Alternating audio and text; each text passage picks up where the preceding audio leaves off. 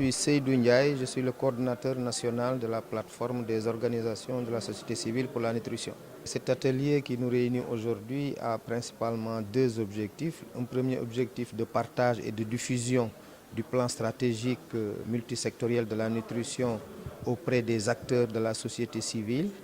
Deuxième objectif d'élaboration des axes du plan d'action de suivi et d'évaluation que la société civile va mettre en œuvre pour justement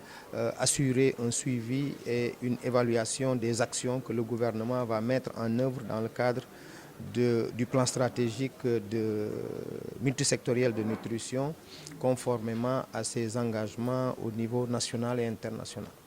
Après ces échanges, je pense que nous allons continuer à travailler sur principalement les trois axes qui sont les axes de travail de la société civile dans le cadre de la nutrition. Le premier axe, c'est renforcer les stratégies et les projets et les programmes que nous mettons en œuvre au niveau des communautés pour délivrer des services de nutrition. Le deuxième axe, c'est poursuivre, comme nous l'a recommandé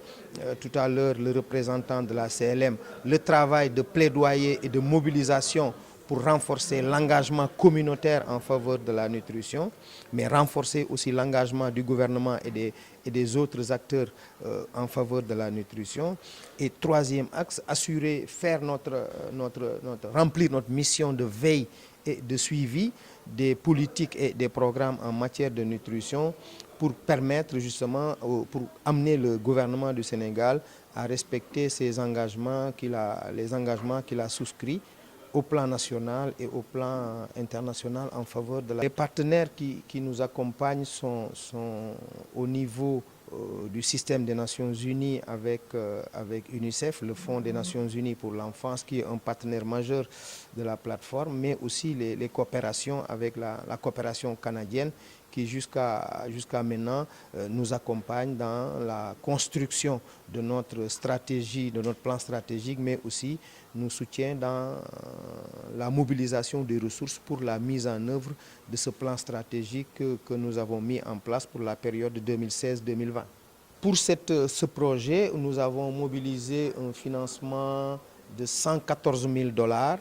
équivalent à peu près à 53 millions de francs CFA, pour mettre en œuvre les actions de mobilisation et de renforcement des capacités des acteurs non étatiques dans le renforcement de la nutrition au Sénégal,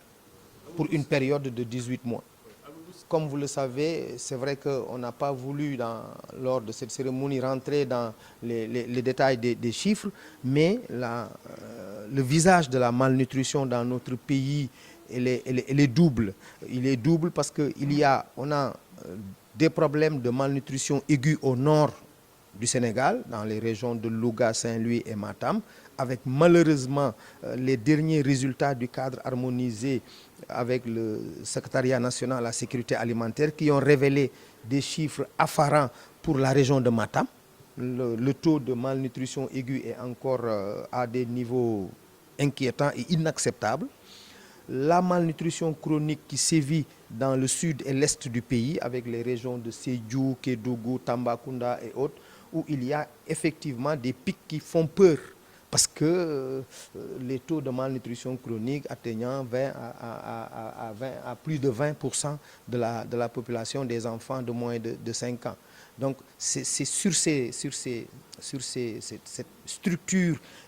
sans parler maintenant des questions de l'anémie qui couvre pratiquement tout le Sénégal, qui concerne tout le Sénégal. Donc nous sommes en train de voir, dans le cadre de ce projet-là, en collaboration avec la CLM, comment essayer d'intervenir dans les zones critiques, qu'on pourrait appeler des zones critiques, pour essayer de relever un tant soit peu les indicateurs majeurs, notamment les taux de malnutrition aiguë au nord et les taux de malnutrition chronique au sud-est.